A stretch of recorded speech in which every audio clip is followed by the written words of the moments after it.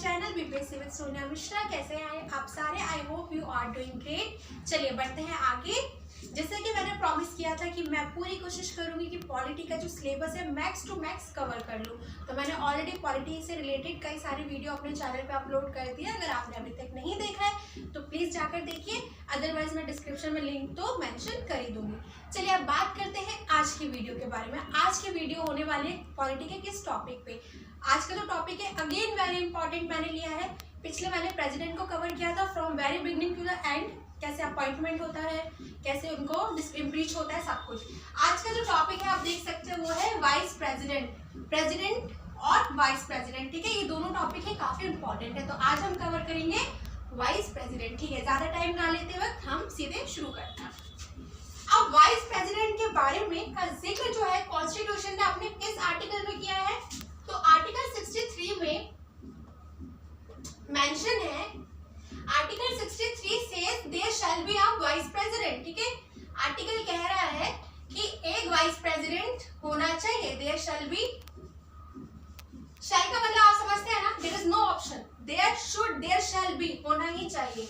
There shall be a vice president. ठीक है, तो कॉन्स्टिट्यूशन कह रहा है तो फिर एक वाइस प्रेसिडेंट तो होगा ही। अब बढ़ते हैं नेक्स्ट आर्टिकल की तरफ, आर्टिकल 64। अब आर्टिकल 64 क्या कहता है? आर्टिकल 64 कहता है कि vice president is the x official chairman of Rajya Sabha. ठीक है, अंडरस्टूड। जैसे कि लोकसभा का जो हेड होता है वो स्पीकर होता है। ठीक है, स्पीकर ही सारे जो लोकसभा प्रिसाइड कराता है। सेम राज्यसभा में जो होता है, राज्यसभा का जो चेयरमैन होता है वो और कोई नहीं बल्कि हमारे वाइस प्रेसिडेंट ही होते हैं, इसलिए उनको प्रिजाइडिंग ऑफिसर भी कहा जाता है। ठीक है, वाइस प्रेसिडेंट को प्रिजाइडिंग ऑफिसर भी कहा जाता है। और आर्टिकल 64 तो कहता ही है कि जो हमारे वाइस प्रेसिडेंट होंगे ये होंगे x official chairman of Rajya Sabha. Understood? तो ये दोनों आर्टिकल आई होप कि आपको समझ में आ गया होगा, ये कॉन्स्टिट्यूशन की ही लैंग्वेज है। अब बढ़ते हैं आगे। वाइस प्रेसिडेंट को प्रेसिडेंट इन वेटिंग भी कहा जाता है। ठीक है, वाइस प्रेसिडेंट को प्रेसिडेंट इन वेटिंग भी कहा जाता है।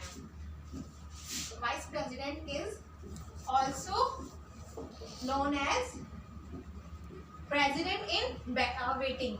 क्यों? अब हम सब जानते हैं कि कोई भी, कि हमारी जो कंट्री है या कोई कंट्री है वो एक प्रेसिडेंट के बिना नहीं रह सकती। ठीक है, अब country can not remain without president. Country को जो है प्रेसिडेंट चाहिए ही होता है।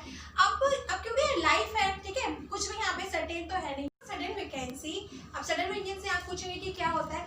अब भैया अगर कभी मान लो जो हमारे प्रेसिडेंट है उनकी डेथ हो गई, या वो प्रोलॉन्ग इलनेस, काफी लंबे समय से वो बीमार चल रहे हैं, या उन्होंने रिजाइन दे दिया सडनली, या उनका इम्पीचमेंट हो गया, या और भी इस तरह के और भी केसेस मैं आपको बता देती हूँ क्योंकि ये सारी इंपॉर्टेंट टर्म्स है। ठीक है, तो जब भी सडन वैकेंसी के दौरान जब प्रेसिडेंट की जो सीट है, जब प्रेसिडेंट हमारे देश में नहीं रहता तो ना, पता है एक प्रेसिडेंट अगर नहीं रहेगा, मैंने आपको ऑलरेडी बताया कि प्रेसिडेंट का क्या कितना काम रहता है, तो जो पूरी मशीनरी है ना ये सब थम से जाएगी। ठीक है, हम एक कंट्री तो बिना प्रेसिडेंट के रन कर ही नहीं सकती है। तो उस समय कौन आता है प्रेसिडेंट के तौर पे? कौन प्रेसिडेंट के तौर पे एक्ट करता है? वाइस प्रेसिडेंट करता है। ठीक है, तो जब president due to sudden vacancy हो जाती है, प्रेसिडेंट कोई नहीं रहता देश में, तो कौन आता है प्रेसिडेंट के तौर पे? प्रेसिडेंट एक्ट करने के लिए हमारे वाइस प्रेसिडेंट।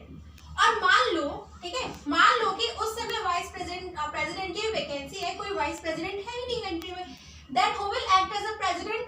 उसके बाद कौन एक्ट करेगा as a president? Chief justice of India जो है वो प्रेसिडेंट के तौर पे एक्ट करेंगे। अब आप सबको पता ही होगा कि एम हिदायतुल्लाह जो है ये 2 बार एज अ प्रेसिडेंट एक्ट कर चुके हैं। एक जब ये सीजीआई रहे थे, ठीक है, और एक जब ये वाइस प्रेसिडेंट रहे थे। तो आपको पता होना चाहिए एम हिदायतुल्लाह। अब आप पूछेंगे सडन वैकेंसी, मैंने आपको बता दिया कि सडन वैकेंसी कब कब हो सकती है।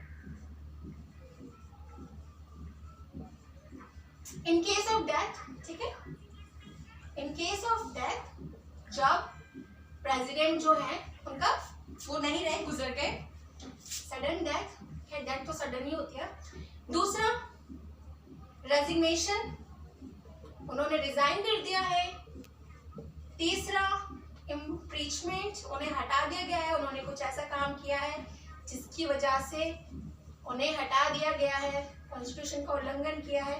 या प्रोलॉन्ग इलनेस, वो एक्ट नहीं कर सकते क्योंकि वो काफी लंबे समय से बीमार है, ठीक है। तो ये आपको एक बार पता होना चाहिए, आप देख सकते हैं। अब आप कॉन्स्टिट्यूशन ने वाइस प्रेसिडेंट के बारे में जिक्र इसलिए किया है क्योंकि जब प्रेसिडेंट का ऑफिस खाली रहता है, जब वो नहीं होते हैं, तो उस समय in case of sudden vacancy as I already mention, उस समय वाइस प्रेसिडेंट आके उनके ऑफिस को संभालते हैं, ठीक है। इसलिए कॉन्स्टिट्यूशन में इसका जिक्र हुआ है, ये बहुत ही इंपॉर्टेंट है किसी भी देश को चलाने के लिए। दूसरा, कोई भी vice president in case of sudden vacancy जब प्रेसिडेंट अपॉइंट होते हैं तो उनका मैक्सिमम पीरियड होता है 6 मंथ्स का, ठीक है। उससे 6 मंथ से ज्यादा वो प्रेसिडेंट के तौर पे नहीं हो सकता, और इतना टाइम काफी होता है एक दूसरा प्रेसिडेंट का इलेक्शन करके उन्हें इलेक्ट करने का, ठीक है। तो मैक्सिमम पीरियड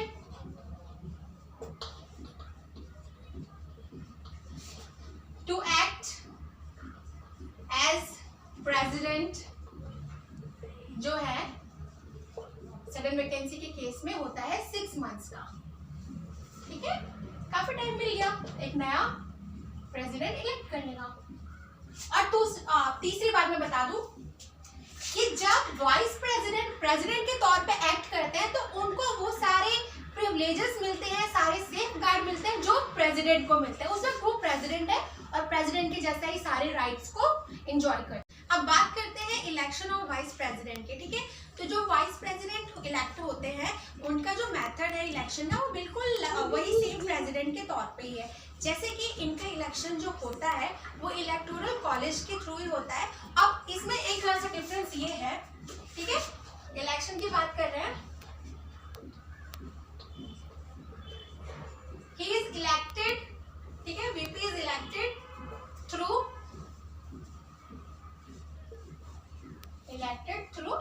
इलेक्टोरल कॉलेज,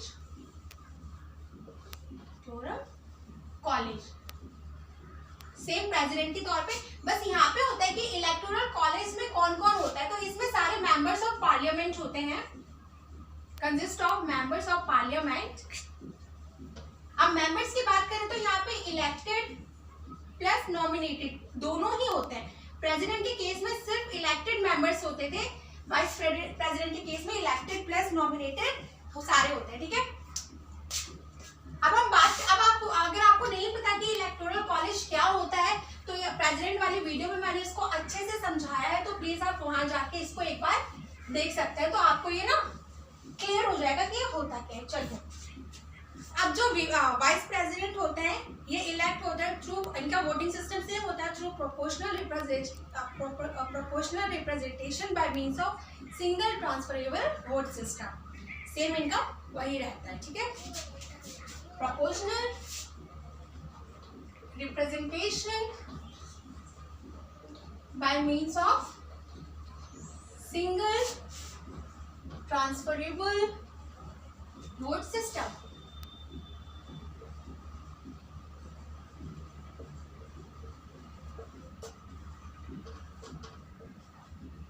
ठीक है। अब सेम इनका जो इलेक्शन होता है वो कौन करवाता है, हमारे इलेक्शन कमीशन ही करवाते हैं इनके इलेक्शन को। और इससे रिलेटेड जो भी डिस्प्यूट्स होते हैं वो डिस्प्यूट्स आप सिर्फ चैलेंज कर सकते हो सुप्रीम कोर्ट में, कोई भी लोअर कोर्ट में आप चैलेंज नहीं कर सकते। और इनका जो टर्म होता है, टर्म ऑफ ऑफिस, वो 5 साल का ही होता है, ठीक है। 5 साल के लिए इन्हें इलेक्ट किया जाता है as a vice president. Understood. इनका इलेक्शन क्या होता है, चलिए आप बढ़ते हैं आगे। वाइस प्रेसिडेंट जब अपॉइंट होते हैं, इलेक्ट होते हैं, तो उनको जो ओथ है वो प्रेसिडेंट दिलवाते हैं, ठीक है। और प्रेसिडेंट को कौन, जब प्रेसिडेंट इलेक्ट होते हैं तो उनको ओथ कौन दिलाता है, चीफ जस्टिस ऑफ इंडिया, ठीक है। Chief justice of India president को और president chief justice of India को, ठीक है। नेक्स्ट इंपॉर्टेंट कंसेप्ट की तरफ जो कि है रिमूवल ऑफ वाइस प्रेसिडेंट, ठीक है। आपको पता होना चाहिए कि वाइस प्रेसिडेंट को रिमूव कैसे किया जा सकता है, तो इसके बारे में क्लियरली मेंशन है, आर्टिकल 67 ऑफ कॉन्स्टिट्यूशन में मेंशन है। अब article 67 set to be special power of Rajya Sabha, ठीक है। आर्टिकल 67 को राज्यसभा का स्पेशल पावर के तौर पे क्यों कहा जाता है, क्योंकि ये जो वाइस प्रेसिडेंट को रिमूव करने का जो रेजोल्यूशन है ये सबसे पहले राज्यसभा में होगा।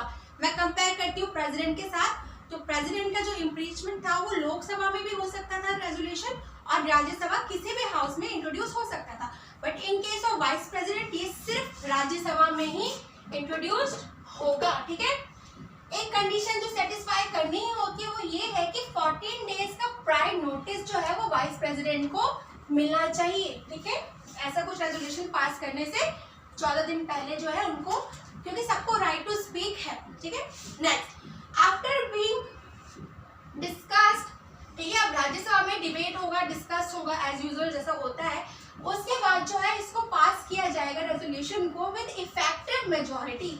अब आप कहेंगे इफेक्टिव मेजॉरिटी क्या होता है, तो इफेक्टिव मेजॉरिटी कहा जाता है 50% ऑफ इफेक्टिव स्ट्रेंथ का। ठीक है, यानी कि उस वक्त जितने प्रेजेंट होने चाहिए मेंबर, जो इफेक्टिव स्ट्रेंथ होती है उसके 50% ने इसको पास कर दिया है। ठीक है, उसके बाद जो अब ये तो पास हो गया राज्यसभा में यहाँ पे, उसके बाद ये जाता है रेजोल्यूशन आगे लोकसभा में।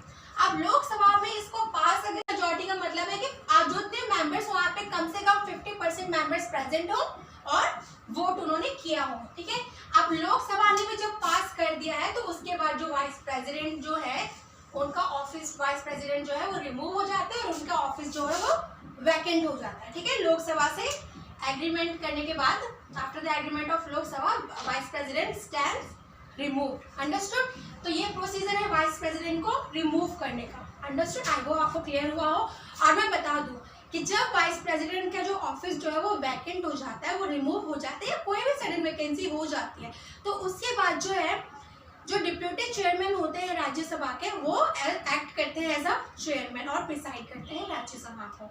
ठीक है, तो आई होप कि आपको ये कॉन्सेप्ट क्लियर हुआ हो, आपको मेरी वीडियो अच्छी लगी हो। अगर अच्छी लगी हो तो प्लीज़ इसे लाइक करें, मेरे चैनल को सब्सक्राइब करें। ठीक है, अपने दोस्तों के साथ शेयर करें। Okay, thank you, have a good day.